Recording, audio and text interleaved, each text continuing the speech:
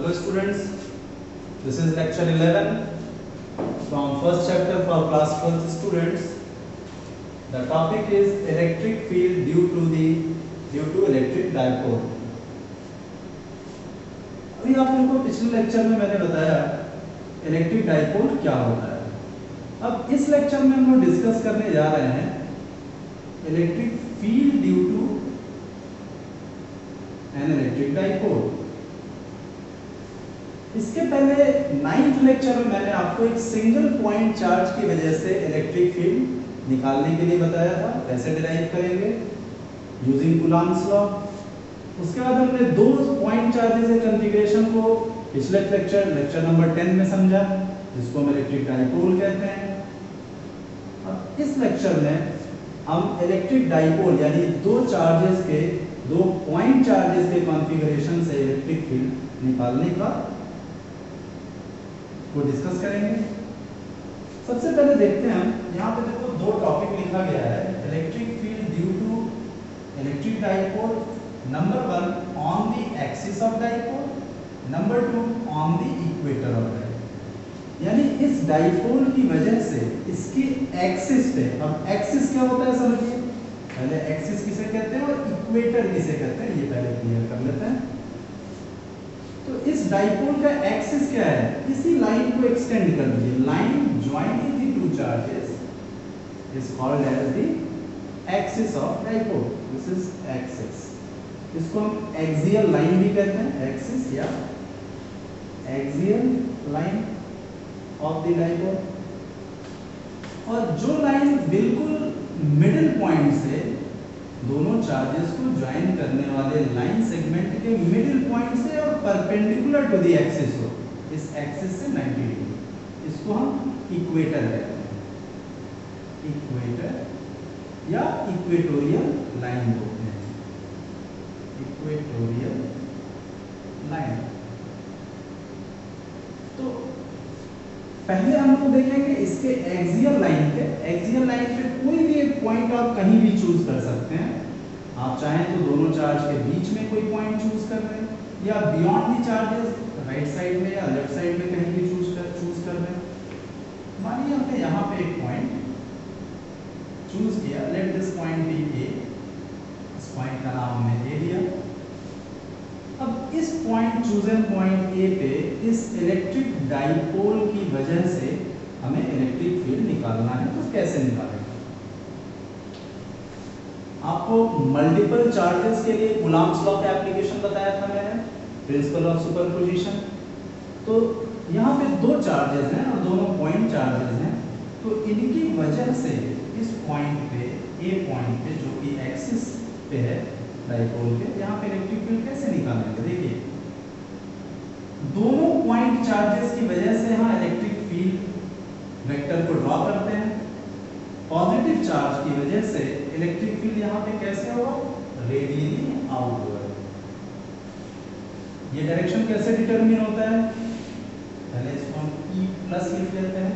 E plus means electric field vector due two plus charge, positive charge, that is plus Q here।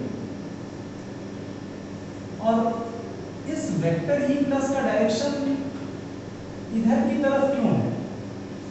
आप याद करिए, आपको पीछे बताया गया है कि कोई भी पॉइंट चार्ज Q हो तो इसके r डिस्टेंस पे इलेक्ट्रिक फील्ड कैसे डिफाइन किया था हम लोगों ने? बस उसी कॉन्सेप्ट को यहाँ अप्लाई करना है। पीछे जो भी कॉन्सेप्ट्स आपको बताए गए हैं उसका एप्लीकेशन मैं हर सब्सिक्वेंट लेक्चर्स में बताऊंगा, इसलिए पिछले लेक्चर्स को बिल्कुल रेगुलरली रिवाइज करिए और जैसे जैसे हम आगे बढ़ेंगे पीछे की चीज़ों को अप्लाई करते हुए ही आगे बढ़ेंगे। कोई भी नया कॉन्सेप्ट इंट्रोड्यूस करेंगे तो जो पीछे डिस्कस की गई चीज़ें हैं उनको अप्लाई जरूर करेंगे। अब जैसे पीछे ही मैंने लेक्चर्स में बताया है, और एक सिंगल पॉइंट चार्ज हो तो उसके r डिस्टेंस पे इलेक्ट्रिक फील्ड की डेफिनेशन क्या है? Force per unit positive charge, electrostatic force per unit positive charge. तो अगर इस पॉइंट पे आप इलेक्ट्रिक फील्ड निकालना है Q चार्ज पॉइंट चार्ज की वजह से, तो यहाँ एक पॉजिटिव टेस्ट चार्ज रखा था हमने, तो उस पर फोर्स किधर लगेगा? रिपल्सिव फोर्स लगेगा। तो इलेक्ट्रिक फोर्स फील्ड किधर होगा? E equal to F by Q not, यही डेफिनेशन है। जो डायरेक्शन F का वही डायरेक्शन E का। तो किसी भी पॉजिटिव चार्ज की वजह से इलेक्ट्रिक फील्ड कैसा होगा? Away from the source charge, इससे या सोर्स चार्ज है और ये टेस्ट चार्ज बताया गया। तो यही कॉन्सेप्ट यहाँ लगाएं तो ये एक पॉजिटिव चार्ज हो गया सोर्स चार्ज, इसकी वजह से इस चूजन पॉइंट पे किधर फोर्स लगेगा और किधर फील्ड होगा? अवे फ्रॉम द चार्ज, इस चार्ज से अवे, तो वो प्लस का डायरेक्शन दे देगा, electric field due two plus Q. अब अगर नेगेटिव पॉइंट चार्ज है तो इसकी वजह से यहाँ पे अगर आप पॉइंट चार्ज रखेंगे टेस्ट चार्ज, तो ये किधर फोर्स लगाएगा? अट्रैक्शन का फोर्स अपनी तरफ लगाएगा, तो वो वेक्टर किधर होगा? इधर को होगा। According to definition of electric field, force का डायरेक्शन किधर मिला? इस चार्ज की वजह से टुवर्ड्स द चार्ज मिला, टुवर्ड्स माइनस क्यू। तो जो फोर्स का डायरेक्शन होगा वही इलेक्ट्रिक फील्ड का डायरेक्शन होगा। तो ई माइनस वेक्टर जो होगा उसका डायरेक्शन किधर होगा? इस तरफ होगा। ये डायरेक्शन हमने डिटरमिन किया है using the defining statement for electric field, and as I told you earlier, definitions are hard and fast, we can't change it. तो अब दोनों ही पॉइंट चार्जेस की वजह से चूजन पॉइंट ए पे इलेक्ट्रिक फील्ड वेक्टर ड्रॉ कर लिया। अब इस पॉइंट पे नेट इलेक्ट्रिक फील्ड निकालना है, क्योंकि हमें इलेक्ट्रिक फील्ड निकालना है पूरे डाइपोल की वजह से। तो dipole means taking both of the point charges together. अब इलेक्ट्रिक फील्ड नेट जो होगा ई नेट, वो क्या होगा? इसके मैग्नीट्यूड को हम अलग वर्कआउट कर लेते हैं और डायरेक्शन को अलग कर लेते हैं। ई नेट का जो डायरेक्शन मैग्नीट्यूड होगा that will be equal to E minus mod subtraction E plus mod. अब जरा इसे ध्यान से समझिए, मैंने ई माइनस के मैग्नीट्यूड में से ही ई प्लस के मैग्नीट्यूड को क्यों माइनस किया? ई प्लस के मैग्नीट्यूड से ई माइनस का मैग्नीट्यूड क्यों नहीं सब्ट्रैक्ट किया? क्योंकि ये क्वांटिटी बड़ी होगी, ई माइनस का मैग्नीट्यूड ये पॉइंट पे ज्यादा होगा as compare to E plus. इसको समझते हैं कैसे? चलिए, ई प्लस के लिए पहले एक्सप्रेशन लिखते हैं और ई माइनस के लिए भी लिखते हैं। ई माइनस का आप लिखिए मैग्नीट्यूड के लिए एक्सप्रेशन। तो यह पॉइंट चार्ज है और इससे इसकी दूरी क्या होगी, इसके लिए हम लोग डिजिग्नेट कर लेते हैं। अब देखिए, यहाँ से सेंट्रल पॉइंट से a प्लस ए, ये डिस्टेंस होता है, डाइपोल का कॉन्फ़िगरेशन है जो मैंने पिछले लेक्चर में आपको बताया था। और सेंटर ऑफ डाइपोल से चूजन पॉइंट को हम मानते हैं r डिस्टेंस पे, डिजिग्नेट कर लेते हैं। तो given these figures, e minus का एक्सप्रेशन क्या होगा? a that is 1/4 pi epsilon naught q magnitude of charge divided by distance of the chosen point from the source charge। आपको याद होगा यहाँ पे हम लोगों ने निकाला था एक्सप्रेशन। तो e का एक्सप्रेशन क्या आया था पॉइंट चार्ज के लिए? k q by r square.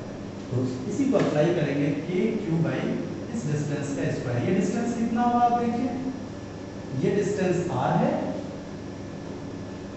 r में से a को माइनस कर दिए मिडिल ऑफ द डाइपोल से, तो ये डिस्टेंस मिलेगा हमें माइनस q से a का डिस्टेंस r माइनस a का स्क्वायर। इसी तरह e प्लस वेक्टर का मैग्नीट्यूड लिखते हैं, ये आएगा k q divided by plus q से a पॉइंट का डिस्टेंस कितना होगा? स्मॉल है प्लस r, ये दूरी r है और ये a है, तो r प्लस a का स्क्वायर होगा। अब आप देख सकते हैं कि इसमें से इसको क्यों माइनस किया जा रहा है? क्योंकि ये क्वांटिटी बड़ी है। यहाँ आप देखिए न्यूमरेटर दोनों का सेम है, इन दोनों को कंपेयर करिए। इसका न्यूमरेटर दोनों का सेम है kq एंड jq। डिनोमिनेटर जिसका छोटा होगा वो क्वांटिटी बड़ी होगी, तो डिनोमिनेटर इसका छोटा है, ये r माइनस a है और ये r प्लस a है, इसका डिनोमिनेटर बड़ा है। तो छोटी क्वांटिटी होने की वजह से ये पूरा रेशियो बड़ा होगा और e माइनस का मैग्नीट्यूड e प्लस के मैग्नीट्यूड से बड़ा होगा, इसलिए इसमें से इसको माइनस किया। अब e नेट का मैग्नीट्यूड इन वैल्यूज को यहाँ पुट अप करके हम वर्कआउट कर सकते हैं। तो देख लेते हैं e नेट क्या आएगा।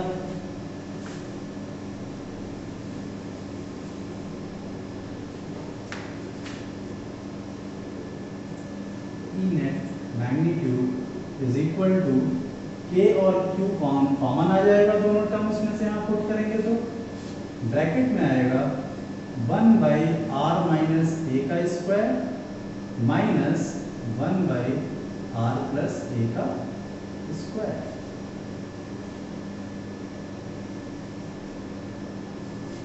इसको सिंप्लीफाई करेंगे, क्या आएगा, के क्यूब, एलसीएम लेंगे, r minus a into r plus a का होल स्क्वायर, ऊपर हो जाएगा आर प्लस ए का होल स्क्वायर, इसको एक्सपेंड करेंगे तो r square plus a square plus 2ar minus, इसको एक्सपेंड करेंगे और माइनस अंदर जाएगा, ये हो जाएगा minus r square minus a square plus 2ar, r square cancelling out, a square cancelling out, what we are getting in the numerator k cube into 2ar plus 2ar, this is what, 4ar divided by, ये देखिए a minus b और a plus b के दो factors हैं, तो ये quadratic में a square minus r square minus a square का होल स्क्वायर हो जाएगा, होल स्क्वायर इज देयर, तो ये आ गया ई नेट का magnitude.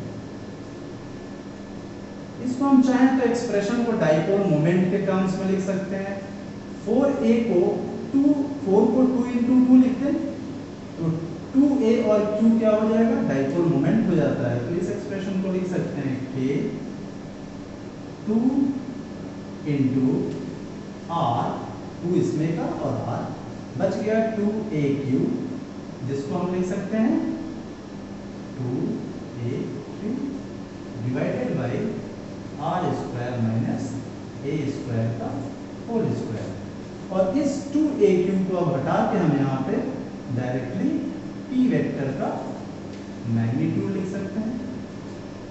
So this is the final expression for electric field due to electric dipole on the axis of dipole. Thank you students for watching this lecture. See you in the next lecture with electric field due to electric dipole on the equator of the dipole. Thank you.